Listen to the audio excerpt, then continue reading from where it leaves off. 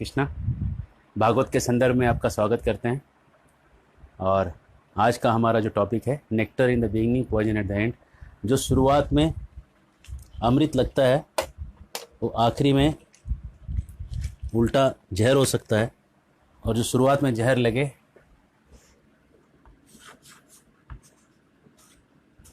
विष।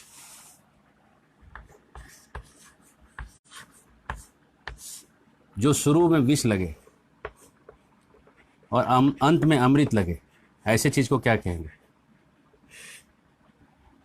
और जो शुरू में अमृत लगे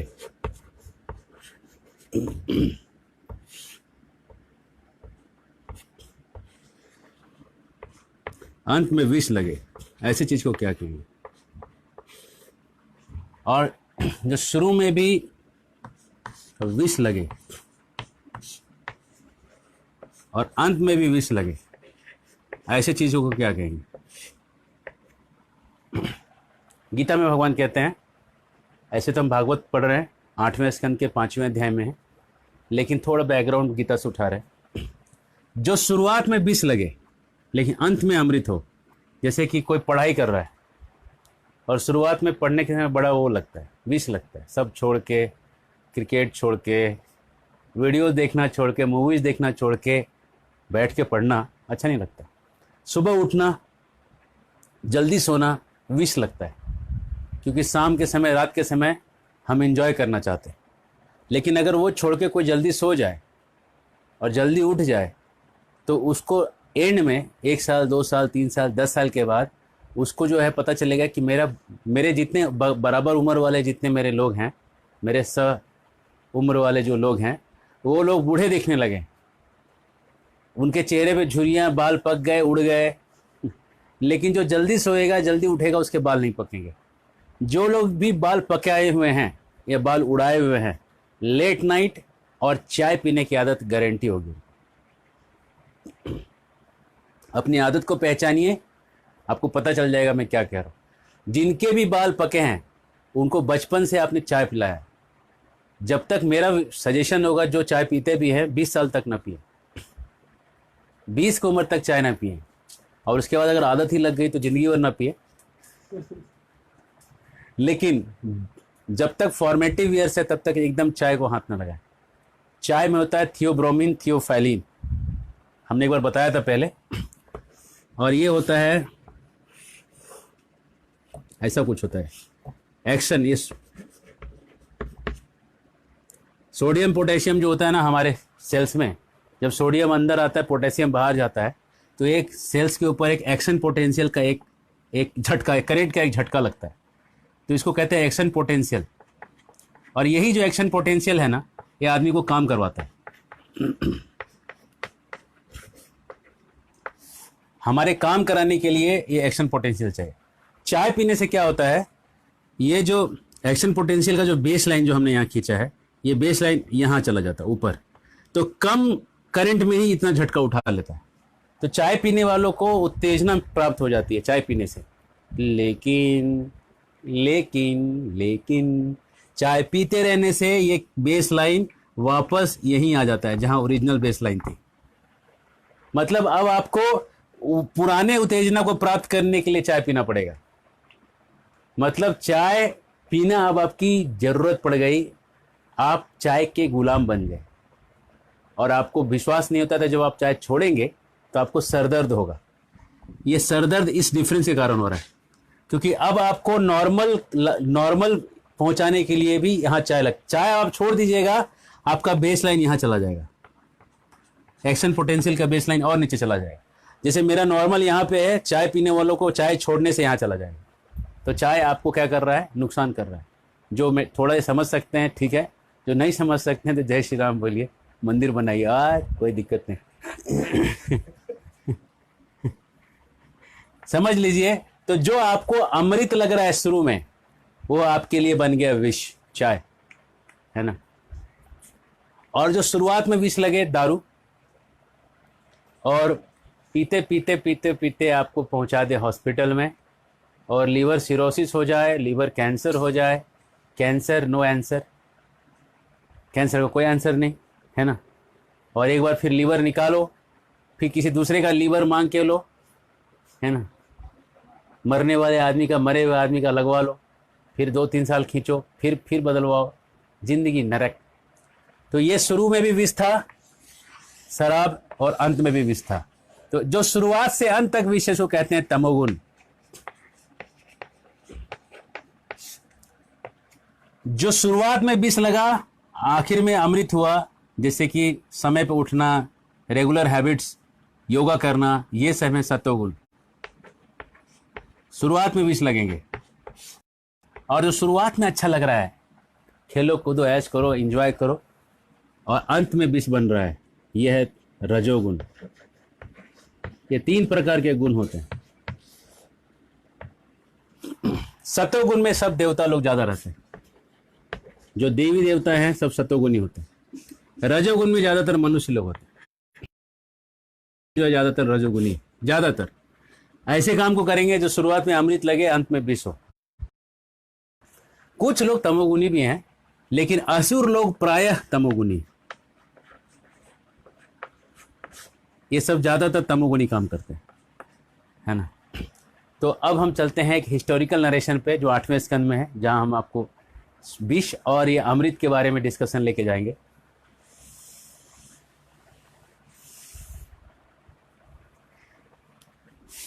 अगर आपने इसका फोटो क्लिक नहीं किया है तो आप बाद में कर लेना, पीछे जाके रिवर्स पे जाके ट्रूथ फ्रॉम के ये जो पेज है इस पे ही आपको दिख जाएगा। और यूट्यूब पे मेरा चैनल है केशव आनंद दास, आप उसमें केशव आनंद को साथ में टाइप करेंगे और दास को अलग से।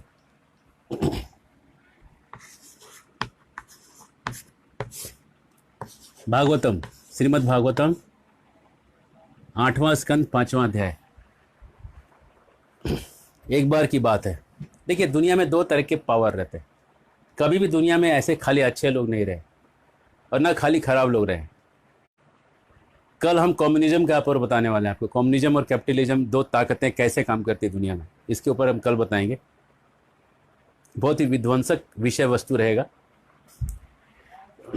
तो आज हम उसका आपको बैकग्राउंड दे रहे हैं। तो एक बार असुर और सुर, देवता और असुरों के बीच में उनके हमेशा लड़ाई है ना, थ्रोन ऑफ क्या, गेम ऑफ थ्रोन्स। तो ये सब जितनी भी लड़ाइयाँ हैं ना, ये सब एक्चुअली पौराणिक कथाओं के ऊपर उन्होंने कुछ हॉलीवुड के मूवीज बनाए हैं, अवतार। तो ये जो है एक बार असुरों की ताकत बढ़ गई। जैसे अभी कलयुग में आप देख रहे हैं असुरों की ताकत बढ़ी है और सुरों की भी ताकत बढ़ गई है, तभी तो जाके राम मंदिर बन रहा है ना। लेकिन पूरे वैश्विक पटल पे अगर आप देखेंगे असुरों की ताकत बहुत है अभी। तो खैर, तो एक समय की बात है जब असुरों की ताकत बहुत बढ़ गई तो कमजोर पड़ गए, असुरों ने उन पर अटैक कर दिया। देखिए ताकत जो है ना आपके अंदर, शरीर से ज्यादा ताकत आपके इमोशंस में। आपके जो अंदर के इमोशंस है ना वो आपको बहुत ताकत देते हैं। जैसे कि अगर आपको अपने परिवार के लिए अगर आपको कुछ काम करना है तो आप मोटिवेट हो जाते हैं। अगर आपको समझिए समाज के लिए कुछ करना है, बहुत ज़्यादा मोटिवेट हो जाते हैं, क्योंकि इमोशंस की ताकत जो है ना, भावनाओं की ताकत बहुत ज़्यादा आपको पुल कर देती है। तो देवताओं ने जो गलती किया, उन्होंने जो ब्लेसिंग्स हैं वो ब्लेसिंग्स लिए नहीं। तो ब्लेसिंग हटने के कारण देवता कमज़ोर पड़ गए, असुरों ने इन पर अटैक किया, देवता भाग खड़े हुए और देवता चले गए शरण लेने के लिए ब्रह्मा जी के पास। ये एक स्टैंडर्ड स्टोरी है, इस स्टोरी में कोई नया चीज़ नहीं।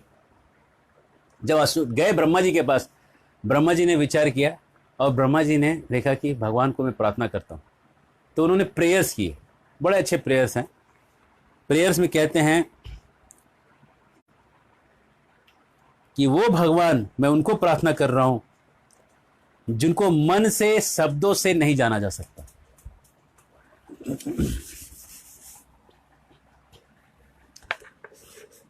ब्रह्मा जी के प्रार्थना कर रहे हैं और ब्रह्मा जी भगवान के बारे में बता रहे हैं कि भगवान कौन है।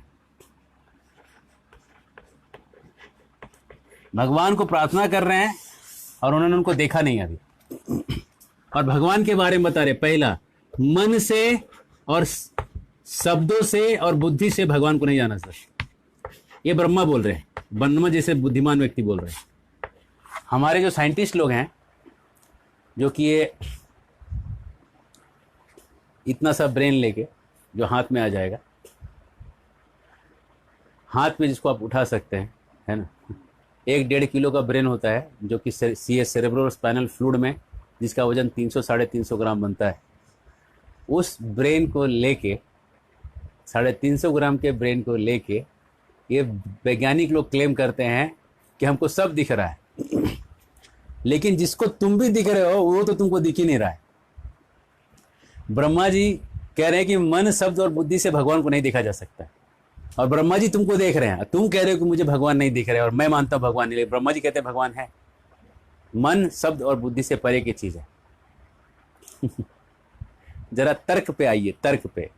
ये तर्क शास्त्र पढ़िए, बच्चों को पढ़ाइए, क्योंकि तर्क शास्त्र बहुत जरूरी है बच्चों को। और गुरुकुल में तर्क शास्त्र, जिसको न्याय शास्त्र कहते हैं, वो बचपन से सिखाया जाता है। जब बड़ा होगा तो किसी से बात करने के लिए न्याय लगता है, तर्क लगता है। और बेतुका बात करने वाले लोगों की भरमार पड़ी है ना। अधर्म करने वाले, कल हम बता रहे थे परसों के दिन, एक डैश डैश माँ है, अपने आप को राधा रानी के अवतार कहती है, और बेतुका बात करती है ना। बाकियों के तो मैंने नाम लिए, मुझे तो लगता है इसका नाम भी मुझे लेना नहीं चाहिए। ऐसे बेतुके बात करने वाले लोग बाबा बाबी बन के घूम रहे हैं, और कहते हैं, है ना, और ऐसे बेतुके बात, कोई तुक ही नहीं है। हर एक सामान्य इंसान का भी तुक नहीं है उसके अंदर। बाबा बनना छोड़ दो, नकली बाबा भी होता है ना कोई, तो ढंग का थोड़ा तर्क वाला बात तो करे, है ना। लेकिन ये लोग तो वो भी नहीं है, बस कैसे प्रमोशन होता है, और जरूर इनके पीछे कोई प्रमोट करने वाली शक्तियां रहती है, इनको प्रमोट करके ऐसे बेवकूफ़ों को आगे बढ़ाती है, जिससे कि हिंदू धर्म का इज्जत मर्यादा खत्म हो जाए, है ना। कुछ नहीं, बस लगा लेने का लिपस्टिक, गोरा बन जाने का, और कुछ भी बेतुका बात करने का। मैंने कोई कुकर्म नहीं किया है, और सब समझ रहे उसका मतलब क्या है ना। 2 अर्थी शब्द बोलने का, अरे शोभा देता है ना। कम से कम बाकियों के तो मैं नाम लेके बोलता हूँ पब्लिक में, इनके तो मुझे नाम लेने में भी घृणा आ रही। और एक और बाबा है, कहता है समोसा खाइए, चटनी हरे रंग की खाइए, शिव जी को दारू चढ़ाइए। कौन सी दारू चढ़ाते हो? ये दारू। तुम कौन सा पीते हो? वही दारू। शिव जी को तुमसे अच्छी वाली दारू चढ़ाओ, ऐसे बाबा है। अरे शिव जी जब गांजा पीते थे तो आके पीवी को पीटते नहीं थे। कोई ऐसा केस नहीं कि शिव जी ने आके सती को पीटा। लेकिन तुम जब पीते हो ना, तो तुमको गलत सही सब खत्म हो जाता है। और गांजा पीने के पहले शिव जी ने विष पिया था, और थोड़ा मोड़ा नहीं, समुंदर भर के विष पिया था। अगर तुमको भी गांजा पीने का शौक है और अपने आप को बाबा कहते हो, तो थोड़ा पहले 1 गिलास विष पियो, उसके बाद तुम्हारे से बाबाओं से दुनिया को छुट्टी मिल जाएगी। हरे कृष्ण। जनता को चाहिए ऐसे बाबाओं का बहिष्कार करें, है ना। मूर्ख बाबा जो हिंदू धर्म का नाम खराब कर, नाम लेने योग्य भी नहीं है, क्या कहें। बेतुका तर्क, साधा तर्क तक नहीं आता इन लोगों को, है ना। और बस पैसा कमाना जानते हैं, इसके आगे कुछ। भगवान जो है मन, शब्द और बुद्धि से परे हैं।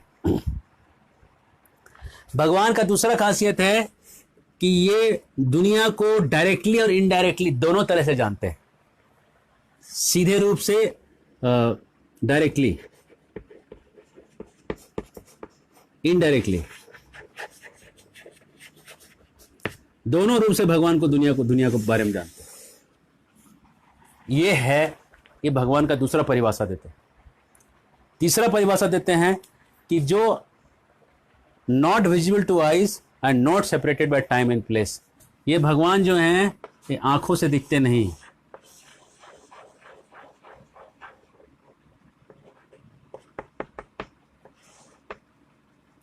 आंखों से दिखते नहीं भगवान, लेकिन आंखों के पास रहते हैं। हरे कृष्ण। और भगवान है कि भगवान ने जो माया रची है, इसको कोई पार नहीं पा सकता है। और माया का प्रभाव कैसे समझ में आएगा कि आपके ऊपर, किसी के ऊपर हुआ है? One is bewildered about making once make one lose sense of aim of life. जब एम ऑफ लाइफ आपका जो है ना, उसको आप हल्के से लेते हो। जीवन के लक्ष्य को जब आप हल्के से लेते हो तो समझना आपको माया ने धर दबोचा। आपके जीवन का जो भी लक्ष्य है, आपको लगता होगा कि मैं पानी के बांध बनवाऊंगा, मेरा जीवन का लक्ष्य है ना।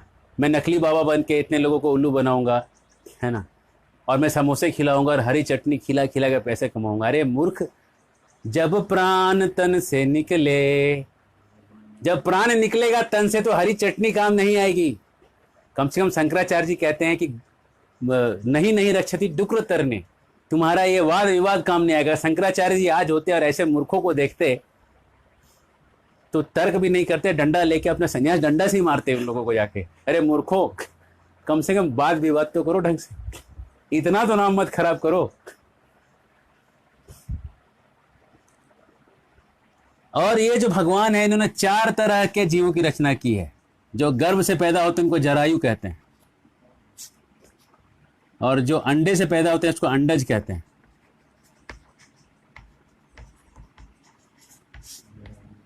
और जो पसीने से पैदा होते हैं उनको स्वेदज कहते हैं,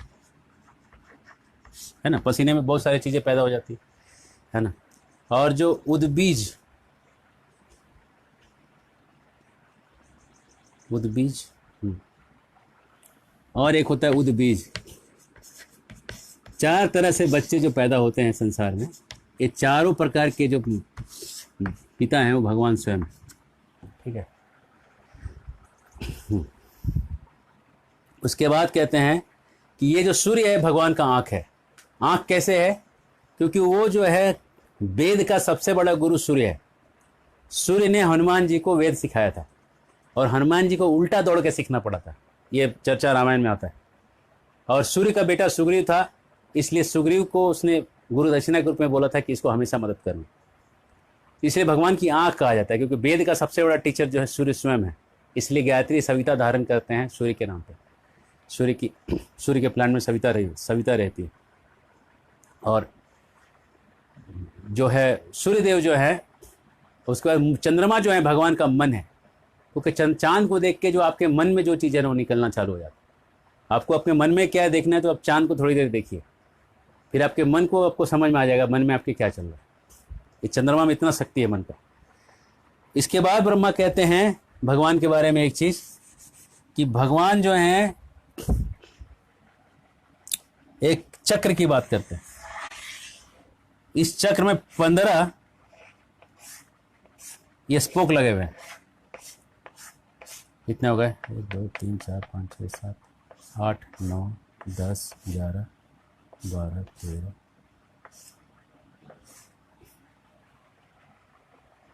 ये हैं 5 कर्मेंद्रियां, 5 ज्ञानेंद्रियां, 10 इंद्रियां हो गई।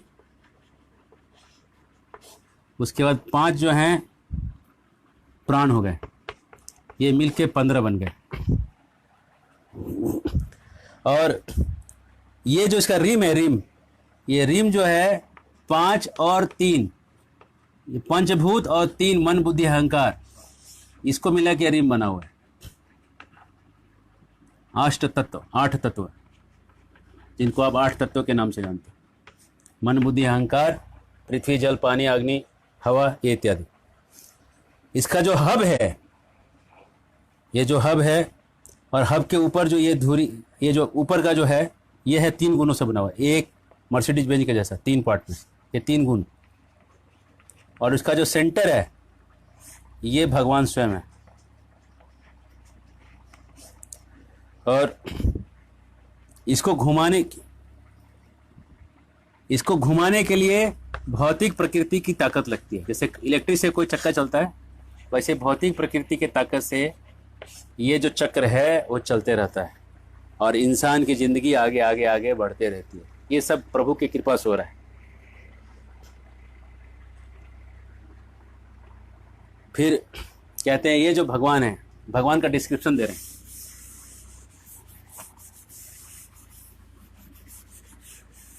ये जो भगवान है, भगवान का जो नीचे का जो लोअर लिप है वो है ग्रीड, लोभ। और अपर लिप जो है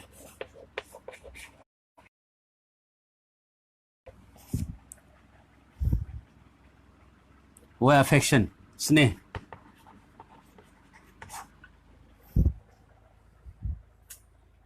और ये जो भगवान है इनका एक पहचान है कि अपने अचीवमेंट से सेटिस्फाइड हैं, उनको अपने अचीवमेंट से पूर्ण सेटिस्फेक्शन है, संतुष्ट हैं, अपने अचीवमेंट से संतुष्ट हैं वो। जो दुनिया के लोग कड़ी मेहनत करके जो प्राप्त करते हैं उसका रिजल्ट का कोई गारंटी नहीं, वो उनके भक्तों को कम मेहनत में उतना सारा दे देते हैं। रावण को 10 सर कटवाने के बाद लंका प्राप्त हुआ था। 10 सर को काट काट के शिव जी के पास डालता था, तब जाके उसको लंका प्राप्त हुआ था। और विभीषण को लंका कैसे प्राप्त हुआ?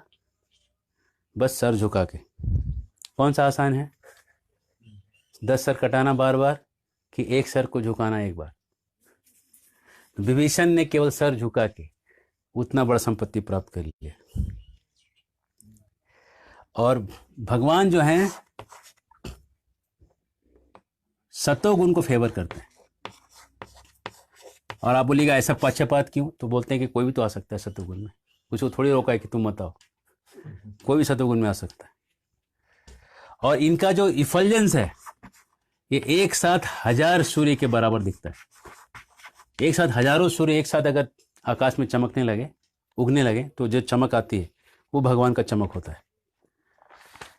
तो जो प्रार्थना करते हैं ना, हरि व्यापक सर्वत्र समाना, हरि व्यापक सर्वत्र समाना, प्रेम से प्रकट हुई मैं जाना, प्रेम से प्रकट हुई मैं जाना, हरि व्यापक।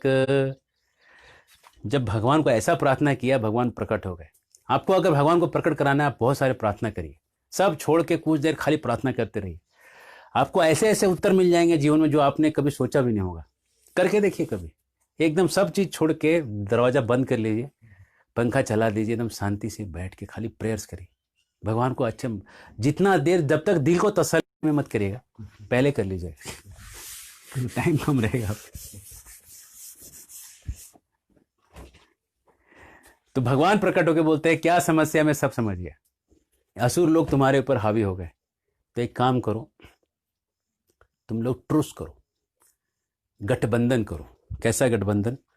अरयो पीहि संध्येया सती कार्यार्थ गौरवे, अहिम मूसिक वद देवा ही अर्थस्य पदवीम गतये। कह रहे हैं संधि, कैसी संधि करो? कहते हैं सांप और चूहे की संधि। हरे कृष्ण। आप बोलेंगे भगवान ऐसा संधि इनको क्यों सिखा रहे हैं, किसी के विरुद्ध में क्यों कर रहे हैं? तो भगवान तो आपको भी कह रहे हैं कि आप सतोगुण में आ जाओ, आपको थोड़ी बोल रहे हैं कि आप चूहा बनो। कह रहे हैं कि सांप क्या करता है, चूहे को मारता है, और चूहा क्या करता है, एक बिल बनाता है। सांप चूहे को खा जाता है और उसके बिल में रहने लगता है। इसको कहते हैं अहिमूषक न्याय। ये लॉजिक है। न्याय शास्त्र पढ़ेंगे तो उसमें एक न्याय है अहिमूषक न्याय। सांप चूहे का न्याय, सांप छुछुंदर का न्याय नहीं, वो तो अटकने वाला न्याय है। ये क्लियर न्याय है, अहिमूषक न्याय।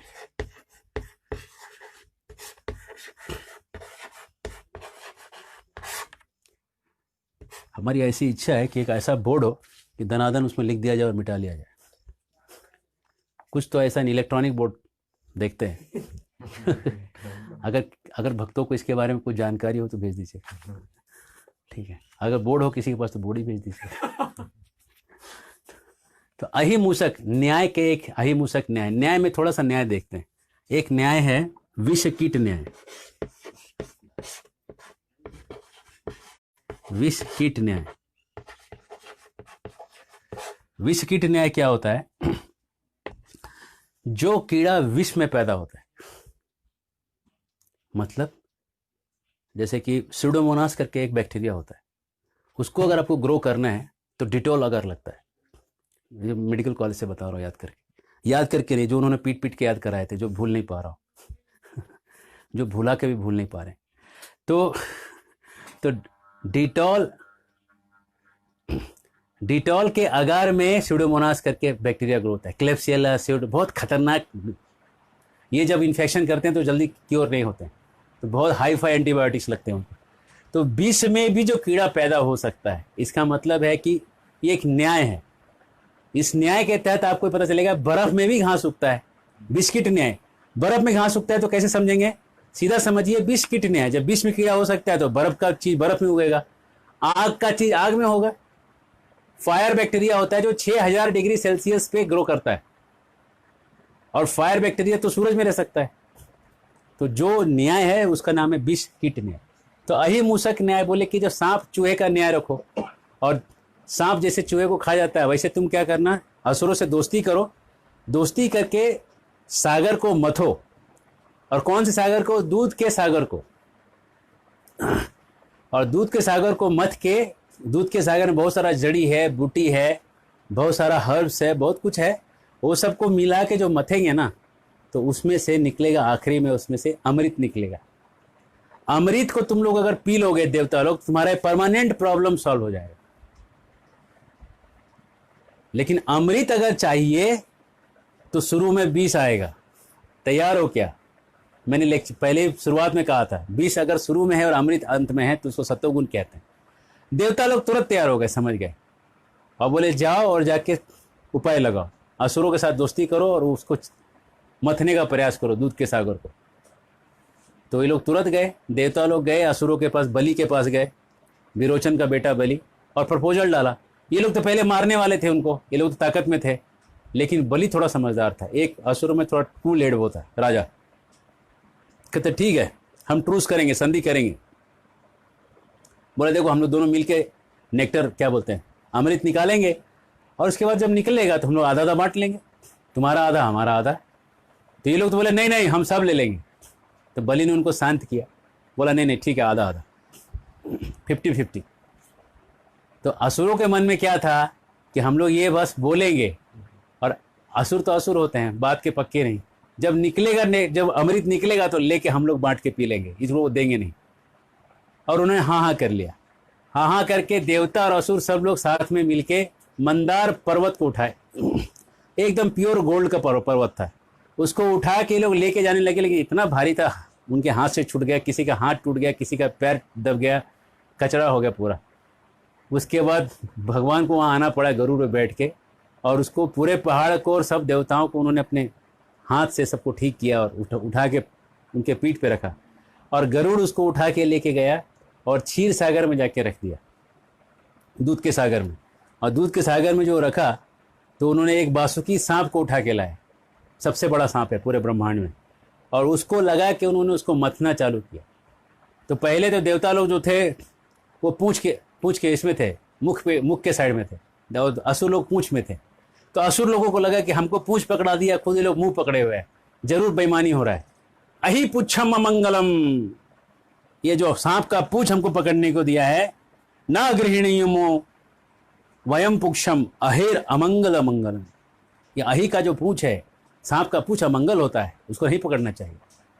तो लोग ने बेईमानी है, जाओ नहीं खेलेंगे जाओ। तो भगवान बोले ठीक है, तुम लोग को दे दो, ये लोग को मुंह दे दो और तुम लोग पूंछ पकड़ लो। तो सब लोगों ने पूंछ पकड़ लिया देवताओं ने, और असुर लोगों ने मुंह पकड़ लिया। अब जब मुंह पकड़ा तो ये जो सांप था, ये तो ऐसा वैसा सांप था नहीं, पूरे ब्रह्मांड का सबसे बड़ा सांप है ना जीवात्माओं में।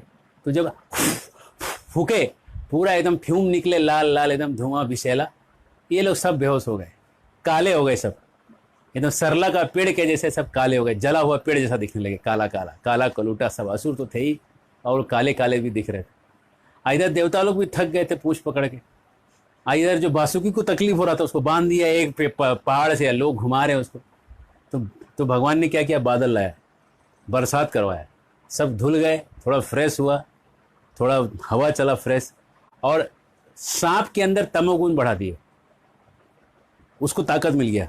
सांप को तमोगुण से ताकत मिलता है। असुरों को रजोगुण बढ़ा दिए, उनका ताकत बढ़ गया। देवताओं में सतोगुण बढ़ा दिए, उनका ताकत बढ़, तीनों का ताकत बढ़ गया। जिसकी ताकत जहाँ है उसमें वहाँ ताकत बढ़ेगी। साधु महात्मा को आप फूल के बगीचे में डालिएगा, बड़ा खुश हो जाएगा, है ना। और अगर आप सुअर को फूल के बगीचे में बांध दीजिएगा, बीमार पड़ जाएगा, खुशबू उसको बर्दाश्त नहीं होता है। तो गुण, जिसे गुण में जो है वो ऐसा गुण से प्रभावित होता है व्यक्ति। तो जब वो बांध के करने लगे, ताकत आ गया, सब करने लगे, लेकिन अब पहाड़ जो है नीचे जाने लगा, नीचे कोई सपोर्ट नहीं। तो भगवान क्या किए, खुद नीचे कूर्म के रूप में आ गए और 1,00,000 योजन 8,00,000 मील बड़ा जो उनका जो पीठ बना लिए, और उसके ऊपर वो पहाड़ आ गए और नीचे से सपोर्ट दे दिए। सपोर्ट नीचे से हो गया, ऊपर से हिल रहा था। ऊपर खुद 1000 सहस्त्र बाहु बन के ऊपर बैठ गए, ऊपर भी बैठ गए, नीचे भी बैठ गए, और एक रूप लेके देवताओं के साथ खुद पकड़ के मथने भी लगे। धनाधन स्पीड बढ़ गया उससे बहुत ज़्यादा। अब स्पीड बढ़ा, पूरा भूचाल मचा, सब इधर उधर हो रहा था। और पहला चीज़ निकला, काला धुआं निकलना चालू हुआ, पूरा अंतरिक्ष जो है अंधार होने लगा, अंधेरा होने लगा, और होके एकदम पूरा एकदम उसका जो जलने का जो वायु जो बह रहा था उससे सब बेहोश होने लगे। देवता असुर सब भागे, और सब भागे, और जो ऊपर जो सहस्त्र भगवान अजित थे जो सबके साथ मथ रहे थे, वो बोले चलो शिव जी के पास चलेंगे। तो कई लोग कहते हैं कि देखो विष्णु को भी शिव का जरूरत पड़ा था, इसलिए विष्णु से बड़े शिव हैं। उनके लिए अभी आगे का 2 मिनट बहुत इंपॉर्टेंट है, जो ऐसा सोचते हैं। जब ये गए तो एक जाके भगवान शिव जी के पास सब लोग प्रार्थना करते हैं, देव देव महादेव भूतात्मन भूत भावना त्राहिना शरणापन्नाम त्रैलोक्य दहनाद विषाद। हे देव, हे देव, हे महादेव, हे देवों के देव महादेव, दुनिया जल रही है, इस विष से दहन हो रहा है, बचाइए बचाइए प्रभु बचाइए। जब ये सुने शिव जी, तो महादेव जो हैं बड़े कृपालु हैं, गौरीनाथ, विष्णु कह रहे हे गौरीनाथ, हे सती के नाथ। वो कह सकते थे हे शिव जी, लेकिन वो कह रहे हैं कि हे सती के पति। देखिए, पत्नी को साइड लेना बहुत जरूरी है। अगर पत्नी उनको ना कह देगी तो सारा काम बिगड़ जाएगा, है ना, क्योंकि वो डर रही है। हो सकता है डर के कह दे कि नहीं नहीं विष मत पीजिएगा, आप मर जाइएगा तो हमारा कौन क्या होगा, है ना। अभी हम मरेंगे तब आप कुछ नहीं, सती मरेगी तो कुछ नहीं, सती खुद जाके बागे में आत्महत्या कर लेगी। लेकिन यहाँ पे सती को, तो सती कहती है, महादेव कहते हैं पुंसः कृपये तो भद्रे सर्वात्मा प्रियते हरि प्रीते हरो भगवती प्रिय हम सचराचरा तस्माद इदम गरम भुंजे प्रजानाम स्वस्तिरस्तु में। शिव जी कहते हैं सुनो सुनो सुनो सती, हे दक्षयानी, हे दक्ष की बेटी। दक्ष की बेटी जो सती है वो है, ये पार्वती नहीं है। पार्वती के पिछले लाइफ में जो सती है वो है। कहती हे दक्ष की बेटी सुनो, ये जो लोग हैं सब प्रजा हैं मेरे, ये देवता लोग मेरे प्रजा हैं, और ये जो मेरे प्रजा हैं इनको दुख है तो हमको तो दुख लेना पड़ेगा ना। बोलो सती, लेना चाहिए कि नहीं लेना चाहिए। और सती अगर ना भी बोले तो शिव जी एक लाइन बोलते हैं, अगर हम ऐसा करेंगे तो हरि बहुत प्रसन्न होंगे, और हरि जब प्रसन्न हो जाएंगे तो हमको भी तो खुशी होगा ना कि भगवान को हमने खुश कर लिया। इसका मतलब शिव जी जो हैं भगवान की प्रसन्नता के लिए कार्य कर रहे हैं, हरि की प्रसन्नता के लिए। अब कोई ये सोचेगा कि हाँ तो फिर विष्णु वहाँ क्यों गए। यहाँ ये भी लिखा है, आपके कन्फ्यूजन को थोड़ा बड़ा करने के लिए, आपके पॉइंट को स्ट्रांग करने के लिए मैं एक पॉइंट कह रहा हूँ कि शिव जी को जो चीज़ें पता है वो विष्णु को भी पता नहीं है। भागवत में लिखा हुआ है इसी चैप्टर में कि जो चीज़ें शिव जी को पता है वो विष्णु को भी पता नहीं है। अच्छा, आप बोलेंगे ऐसा कैसे हुआ। ऐसा इसलिए कि विष्णु को उन चीज़ों को जानने की जरूरत नहीं है, क्योंकि शिव जी पे इतना भरोसा है कि अगर शिव जान रहे हैं मतलब वो जान रहे हैं, ऐसा होगा। समझ में आया। भगवान कहते हैं कि मैं पूरे ब्रह्मांड में व्याप्त हूँ, लेकिन मुझे हर चीज़ जानने की जरूरत नहीं है। शिव जी सब जानते हैं, वो देख लेते हैं। तो शिव जी कह रहे हैं कि इस हरि को प्रसन्न करेंगे तो बड़ा खुशी होगा। तो तुरंत सती कहती है प्रभु एकदम आप सही कह रहे हैं, मेरा अनुमोदन है, आगे बढ़िए। पहले तो वो अपने पति की महिमा जानती है और नारद मुनि से सुन चुकी है कि शिव जी आगे विष पिएंगे, पहले से भी उनको पता है, गुरु जी से सुन चुकी है।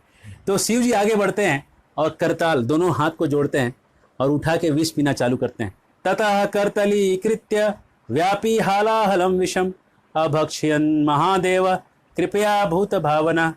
दुनिया के लोगों पे कृपा करने के लिए, देवताओं असुरों पे कृपा करने के लिए, सब तो उनके बच्चे हैं, हम सब उनके बच्चे हैं। तो जगत के पिता महादेव सारा विष उठा के पी गए, जय हो।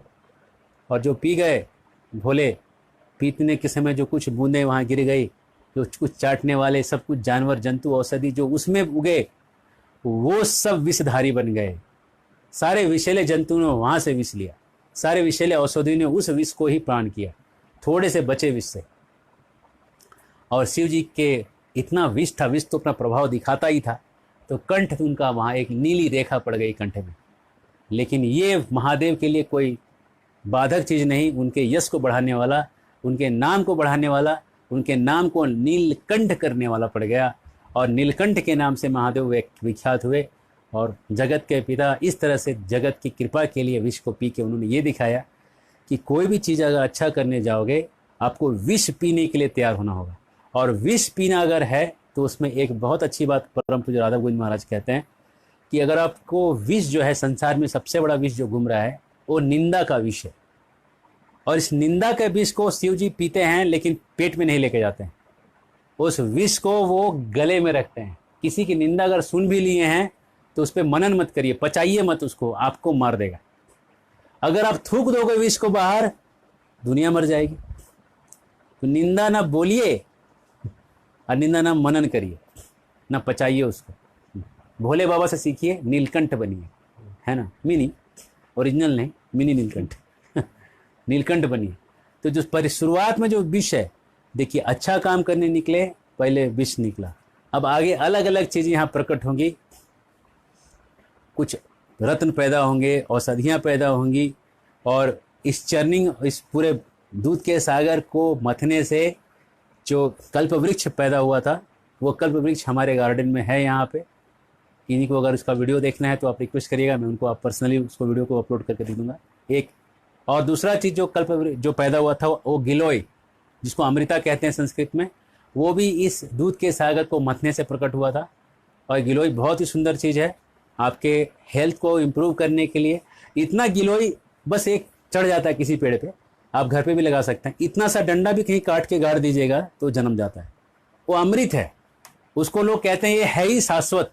गांव के लोग भी इसका कहते हैं, इसका नाम ये शाश्वत चीज़ है, इसको फेंक दो किसी पेड़ पे, वहाँ से जन्म जाता है, ऐसा अमृत है ये। तो बहुत, और खास करके नीम के पेड़ में अगर लगा हुआ है तो आपको बहुत फ़ायदा करेगा, है ना। कोरोना वोरोना कुछ नहीं होने देगा आपको, चाहे वायरस से हुआ हो चाहे बैक्टीरिया से। ये तो साइंटिस्ट बाद में डिसाइड करके बताएंगे हुआ क्या था, कि कोरोना था कि नहीं था, लेकिन है, था, नहीं था या होगा भी, गिलोय आपको हमेशा बचाएगा, जिसका नाम संस्कृत में अमृता है। तो अमृत का, विष का पान किए, और विष को पान करने के बाद ये देवता और लोग, असुर लोग बहुत खुश हो गए कि विष शिव जी ने पी लिया है, अब हम लोग भोग करेंगे। अरे नालायकों, तुम्हारे भोग करने के लिए शिव जी को विष पीना पड़ा। सती को, अपने पति को खोने तक की बात थी, लेकिन जब आदमी एहसान करता है ना, सामने वाला उसको ग्रेटफुल नहीं रहता, है ना। यही शिव जी का भाग, जब वहाँ देवताओं ने देखा कि दक्ष नहीं दे रहा है, उन लोगों ने कोई एक्शन नहीं लिया। देखो, तुम्हारे लिए विष पिया है वो आदमी, तुम उसको देव देव देव महादेव यहाँ कह रहे हो, और उन्हीं देव का जो भाग नहीं है, वहाँ पे कुछ नहीं, अपने भोग में लगे हुए हैं। इसको कहते हैं भौतिक बुद्धि। दुनिया में लोग ऐसे होते हैं, स्वार्थी, कि अपना काम निकालने के समय आपको वाह वाह, देवों का देव बना देंगे, महादेव बना देंगे आपको। और जब आपके लिए कुछ देना है तो वहाँ कोई आपको याद नहीं करेगा, सब खा लेंगे।